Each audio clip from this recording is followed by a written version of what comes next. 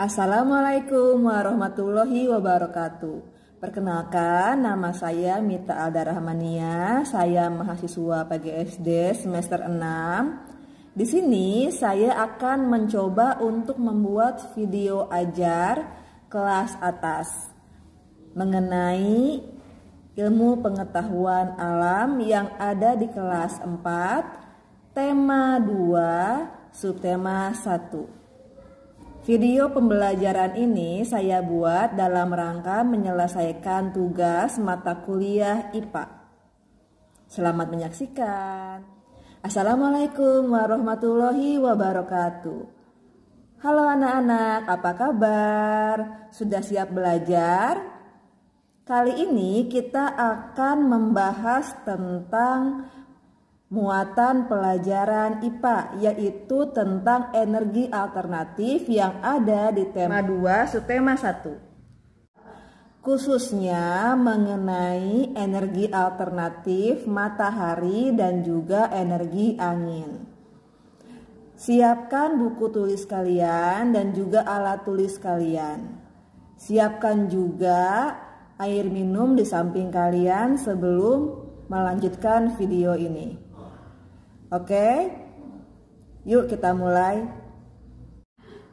Tujuan pelajaran hari ini yaitu pertama, dengan percobaan siswa mampu menjelaskan manfaat energi matahari dalam kehidupan sehari-hari. Setelah percobaan, siswa mampu menyajikan laporan hasil pengamatan tentang perubahan bentuk energi matahari dalam kehidupan dengan sistematis. Dengan percobaan, siswa mampu mengidentifikasi perubahan bentuk energi angin dalam kehidupan sehari-hari dengan tepat. Dengan percobaan, siswa mampu menyajikan laporan hasil pengamatan tentang perubahan bentuk energi angin menggunakan kosakata baku dan kalimat efektif dengan sistematis. Anak-anak, coba kalian lihat gambar yang ada di depan layar HP atau laptop kalian. Di situ ada seorang ibu yang sedang menjemur pakaian, ada anak bayi yang sedang berjemur, ada juga ayah yang sedang berolahraga. Di gambar tersebut juga ada pepohonan dan semak-semak yang disinari oleh sinar matahari. Matahari itu sangat berguna bagi kehidupan manusia. Matahari itu sangat bermanfaat, perannya pun banyak. Nah, apa saja sih peran matahari? Apa saja manfaatnya? Yuk kita pelajari. Peran dan manfaat matahari. Ya. Pertama, seiring dengan perputaran bumi pada porosnya, matahari membuat terjadinya siang dan malam. Ya, jadi terjadi siang dan malam itu dikarenakan matahari berputar pada porosnya. Ya, jadi bumi mengelilingi matahari sehingga ada bagian yang terkena sinar matahari itu siang hari, sedangkan bagian yang tidak terkena matahari itu malam hari.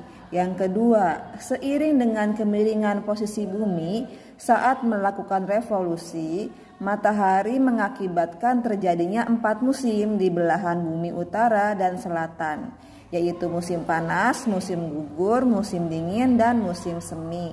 Ya, jadi terjadinya 4 musim di bumi ini itu dikarenakan matahari ya yang sedang melakukan revolusi. Ya, selanjutnya berperan pada siklus perputaran air hingga terjadi perubahan cuaca, mendung, panas dan hujan. Ya.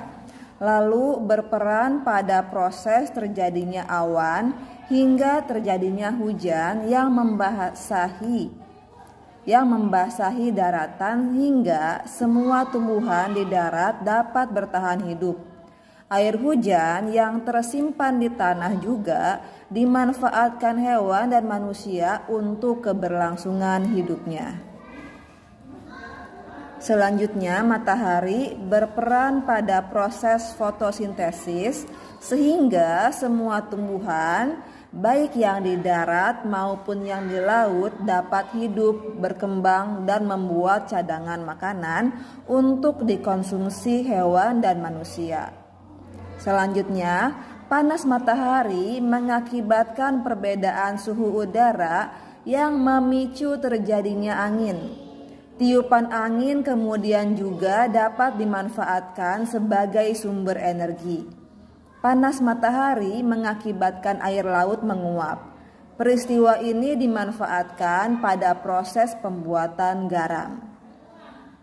Cahaya dan panas matahari digunakan sebagai sumber energi pada panel surya yang mengubah energi cahaya matahari menjadi energi listrik. Cahaya matahari di pagi hari juga membantu proses terjadinya vitamin D yang berguna bagi pertumbuhan tulang pada anak-anak. Nah, dari situ kita sudah tahu ya kalau matahari itu manfaat dan perannya itu sangat banyak. Nah, mari kita buktikan apa energi panas matahari itu benar-benar bermanfaat bagi manusia atau tidak. Ya, mari kita buktikan. Pertama, siapkan 2 helai sapu tangan, 2 lembar tisu, dan 2 lembar kertas. Ya, lalu jemurlah sehelai sapu tangan, selembar tisu, dan selembar kertas di tempat yang panas. Sedangkan sisanya di tempat yang teduh. Ya.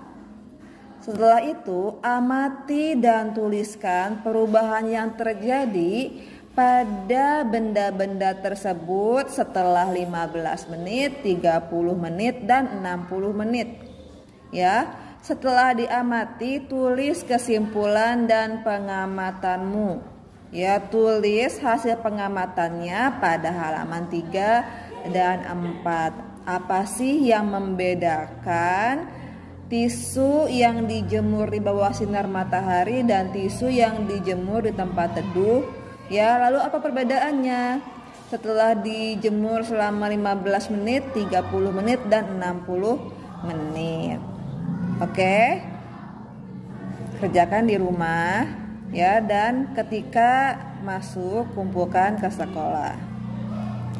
Nah, angin sebagai sumber energi. Ya, tadi kita udah bahas tentang matahari, sekarang mari kita bahas tentang angin sebagai sumber energi. Angin termasuk ke dalam sumber energi yang dapat diperbaharui. Artinya, angin selalu tersedia dan tidak akan habis jika terus digunakan. Angin terjadi karena peran penting dari energi panas matahari. Saat suatu wilayah memiliki suhu udara yang sangat panas dan di wilayah lain bersuhu dingin, maka udara di daerah panas akan naik dan diisi oleh udara dari wilayah yang bersuhu dingin. Pergerakan udara ini kemudian disebut sebagai angin. Angin memiliki banyak peranan dalam kehidupan. Pada proses hujan, angin membuat awan-awan bergerak ke berbagai wilayah di atas daratan, sehingga banyak wilayah akan terhindar dari kekeringan. Angin membantu suhu udara di musim panas menjadi lebih sejuk. Angin juga sangat menyenangkan bagi anak-anak. Angin membuat anak-anak dapat bermain layangan, bermain kincir, atau bermain gelembung sabun yang berterbangan ke berbagai arah karena tiupannya. Seiring dengan perkembangan teknologi saat ini, angin juga dimanfaatkan sebagai sumber energi listrik. Kita patut bersyukur pada Tuhan Yang Maha Esa yang telah menciptakan matahari dan angin bagi kehidupan. Nah, sekarang kalian bisa lihat di sini ada kincir angin yang terbuat dari kertas dan juga kincir angin yang terbuat dari plastik. Ya, mari kita amati kedua kincir angin ini. Ya, saat video ini Ibu berikan, kita sudah pernah membuat tentang kincir angin dan juga kincir yang terbuat dari plastik. Nah, sekarang mari kita bayangkan bagaimana jika kita membawa kincir ini berjalan atau berlari dengan memegang kincir jauh di atas kepala atau cukup dipegang di depan dada. Ya. Mana yang lebih cepat berputar? Yang dibawa saat berjalan atau yang dibawa saat berlari? Yang dibawa di atas kepala atau yang dibawa di depan dada? Ya. Lalu apakah posisi kincir saat dibawa berlari menentukan kencangnya putaran? Ya. Kalau kalian pegang dengan posisi lurus, bagaimana? Kalau posisi miring, bagaimana? Kalau miring ke atas gimana? Miring ke bawah bagaimana? Atau miring ke samping?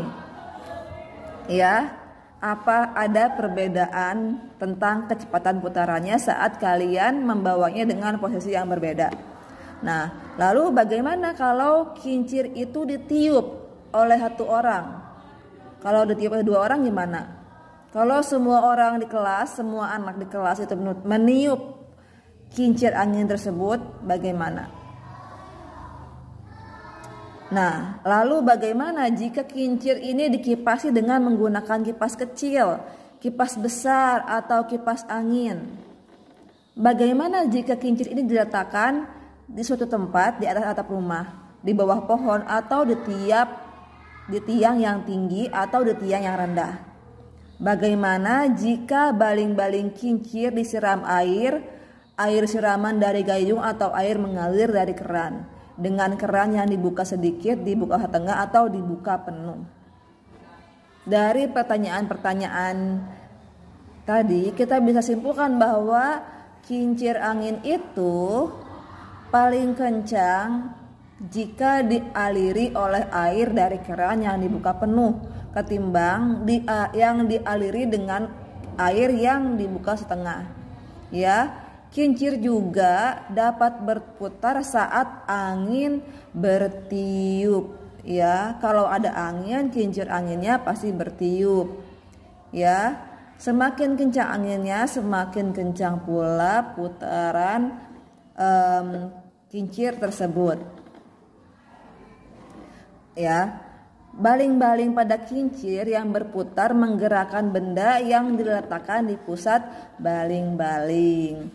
Sekian pelajaran hari ini, semoga kalian semua dapat memahaminya meskipun kita hanya belajar lewat media video ajar seperti ini.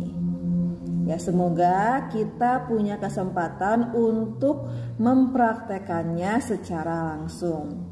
Sampai sini Ibu hanya berpesan untuk tetap religius, nasionalis, mandiri, suka bergotong royong dan juga berintegritas. Wassalamualaikum warahmatullahi wabarakatuh.